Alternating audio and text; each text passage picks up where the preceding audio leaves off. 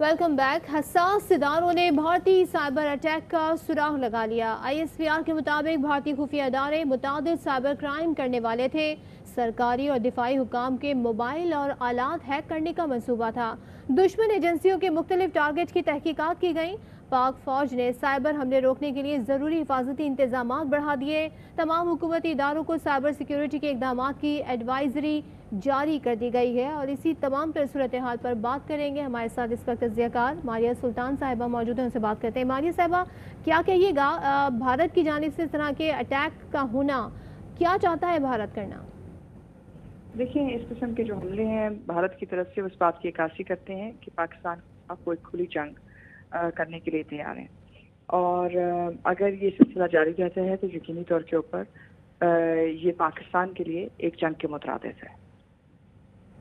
और यकीनन ज़ाहिर है जिस तरह की इस डिजिटल एज में हम हैं, इस तरह के अटैक्स होते हैं, मगर एक एजेंसी की तौर पे इस तरह का किसी दूसरे मुल्क पे हमला करना, हुकूमती और सरकारी मशीनरी पे इस तरह हमला करना, उनके मोबाइल्स को अटैक करने की कोशिश करना साइबर हमलों के ज़रिए, आप समझती हैं हमारा रिस्पॉन्स क्या होना चाहिए इस पर?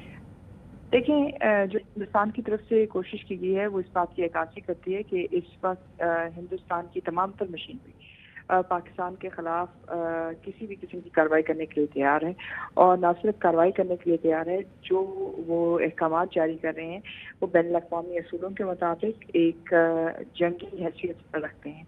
इसके अलावा जाहिर है इससे जो बड़ी बात यह है कि उनका जो हमला है आपकी इंटेलिजेंस एजेंसीज ने नाकाम किया है। वो इस बात की अक्कासी करते हैं कि पाकिस्तान इस किस्म के जितने भी खतरात हैं उनको न सिर्फ बखूबी समझते हैं लेकिन उनके लिए जो है सदेबाप करने के लिए भी तैयार है।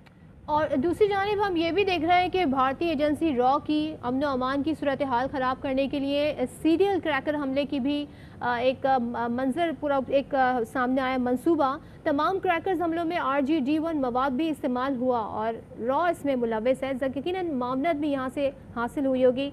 आप इस सूरत हाल पर क्या कहेंगी?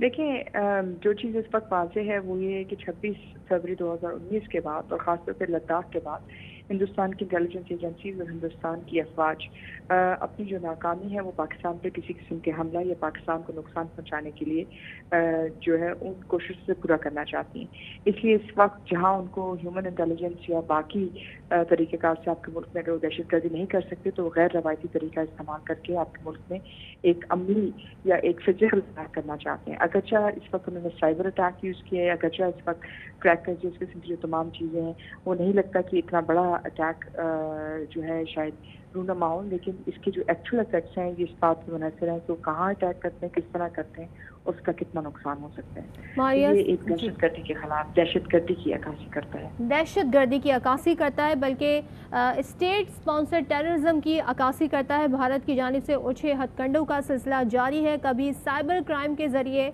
अटैक करने की कोशिश और कभी सीरियल क्रैकर हमले और रॉ के इसमें मुलव्वस होने के शवाहिद सामने आए हैं। ये हमले नाकाम बना दिए गए हैं और बाकायदा तौर पर जो साइबर हमलों के हवाले से है, तमाम हुकूमती इदारों को ISPR और पाक फौज की जानिब से साइबर सिक्योरिटी के इक़दामात बढ़ाने की एडवाइजरी जारी कर दी गई है।